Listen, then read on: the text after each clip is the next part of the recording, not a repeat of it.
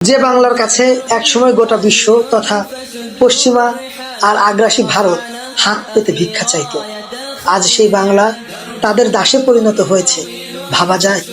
কেনই বা হবে না? তারা আমাদের থেকে ভিক্ষা করে নিয়ে গেছে, চুরি করে নিয়ে গেছে সম্পদ, আর আমরা তাদের থেকে নিয়েছি চেতনা। তারা আমাদের থেকে নেওয়া সম্পদ দিয়ে গড়ে তুলেছে বিশাল বিশাল অস্ত্রাগার, আর আমরা গড়ে তুলেছি কলা ভবন। আজ আমরা গাই, এমন দেশটি কোথাও খুঁজে পাবে না তুমি, সকল দেশের রানী সেজে আমার জন্মভূমি।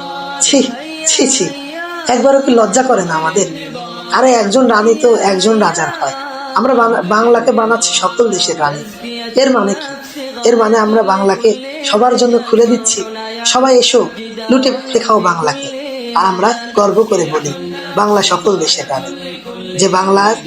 যে বাংলা এক সময় বীরের ভূমি ছিল, আজ আমরা নিজের মুখে তাকে এমন জায়গায় নামিয়ে আনছি যা সত্যি লজ্জাজনক। ছি!